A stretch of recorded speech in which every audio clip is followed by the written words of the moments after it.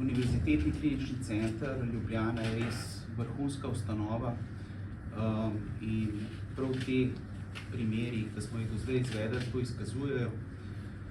V večini drugih držav, tudi tistih, ki mi mislimo, da so višji od nas, so te bolniki v bistvu operirali dvakrat. Torej, enostavno nimajo teh ekip, ki bi sodelovali med seboj in je potrebno potem opraviti te operacije ali strani urologa in potem abdominalnega kirurga ali ginekologa in urologa. V glavnem, pacient potrebuje dva posega. Moram vam povedati, da lansko leto, ko sem bil v Clevelandu, Cleveland je namreč bolnica, ki je bila že 3. leto uvrščena med top 3 bolnic na svetu. Lahko rečem, da se prav nič ne razlikuje od UKC Ljubljana na področju robotike. To, kar nudimo mi našim bolnikom tukaj, ravno s to tehnologijo, torej dobijo enako oskrbo tudi v Ameriki. Tako da sem res ponosen na to. Veselim se novega sistema in na tem mestu bi rad poudaril, da robotika ni več nek nadstandard, ampak standard. Tako da robota si nekako zaslužijo tudi druge bolnice v Sloveniji. Sicer nas bo svet in bližnje države enostavno nas bojo prehiteli.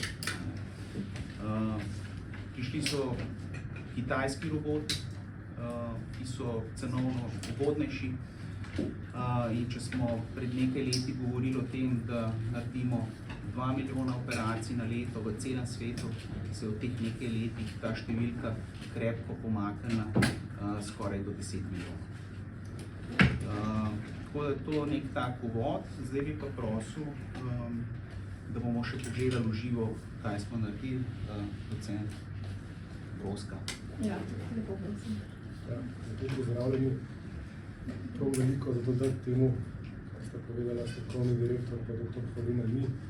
Jaz bi pokazal nekaj tih operativnih posegov, ki so bili izvedeni sočasno v zadnjem obdobju.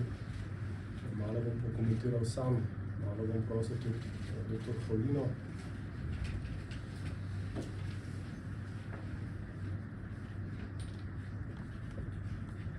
Tu je bil recimo en tak prvi poseg, ki smo ga skupaj, se pravi v sodelovanju abdominalnih kirurgov in urologov naredili za neko kombinacijo enega tumorja na tankem črevesu in pa tudi sočasno tumorja na levi nadledvični žlezi.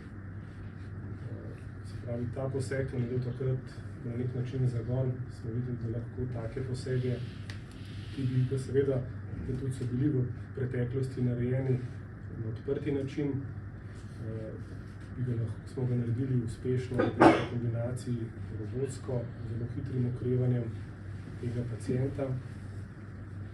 Ker laparoskopska kirurgija v teh primerih bi bila, ne bom rekel, nemogoča, ampak zagotovo pa zaradi kompleksnosti ene ali pa druge ali pa obeh vrst operacij praktično zelo, zelo težko izvedljiva.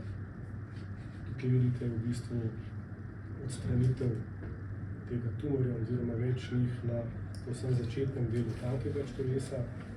Vidite lahko, da robotski sistem omogoča šivanje anastomoze, mi temu rečemo, se pravi povezavo obeh koncev tankega črevesa med seboj praktično na enak način, kot bi to počeli pri odprti kirurgiji. Temu prvemu delu, se pravi odstranitve tumorja na tankem črevesu, kjer je sodelovala abdominalna ekipa, in nato sledil še poseg, ki je pa prav tako bil verjetno, kar se tehnično tiče, še bolj zahteven v tem konkretnem primeru. Tukaj bi prosil dr. Folino, če pove kakšno besedo, točno zakaj gre. Zdaj, pri teh posegih se je treba nekako prilagajati. Moramo vedeti, da in dr. Grosek in jaz, ki smo to izvajali, nismo imela teh portov nameščenih, tako kot bi si čisto želela, tako da neka improvizacija je potrebna. Zdaj, on je ta svoj prvi del naredil, potem smo mi šli v drug prostor, to je retroperitonealni prostor, in kot vidite, je tukaj zadaj ena velika žleza, nadledvičnica. Potrebno je v bistvu izolirati potem veno, jo oskrbeti in potem v bistvu to tumorsko spremenjeno žlezo tudi odstraniti. In to pač dejansko z robotskim sistemom ni nek tak velik problem, tako da je tak bolnik precej dober in hiter pokril.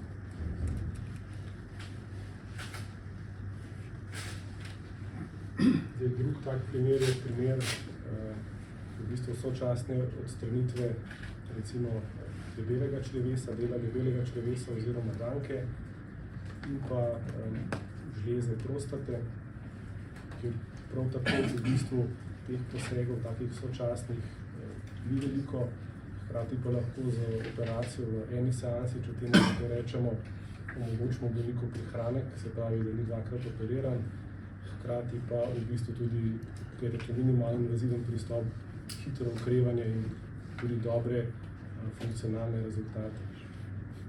Enako, tukaj smo enako začeli v bistvu abdominalni kirurgi, dokončali v bistvu ta prvi akt operacije, nato pa je v bistvu sledila operacija, ki je bila prav tako, to moram povedati, izvedel je dr. Havlina z ekipo, tehnično izredno zahtevna. In teh opisov uspešnosti teh operacij, vsaj po mojem vedenju v evropskem, tudi svetovnem merilu malo. In je bila ta operacija izvedena v bistvu strani naših urologov, oziroma konkretno dr. Havlina. Zdaj lahko ti že prej, preden bo. Zdaj, problem pri tej operaciji je bil ta, da smo bolniku odstranili še prostato in potem je potrebno mehur zašiti na sečnico. Pri tem si ne smeš dovoliti napak v tem smislu, da bi ta anastomoza puščala, ker bi urin tekel direktno v trebuh in bi potreboval tak bolnik dodatno operacijo.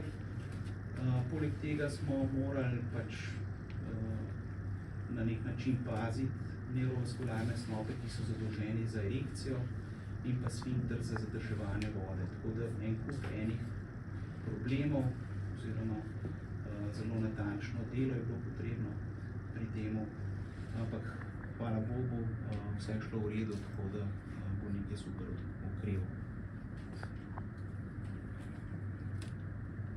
Potem sta pa še videa dveh operacij, ki sta bili izvedeni skupaj znotraj abdominalne ekipe.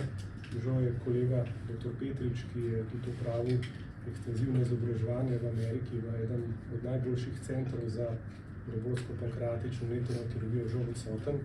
Ampak s tem, ko smo pridobivali izkušnje prvič sami, drugič s tem sodelovanjem recimo z urologi, smo se tudi bolj pogumno lotili teh sočasnih operacij pri bolnikih, ki imajo na primer raka na črevesu in pa sočasno zasevke v jetri.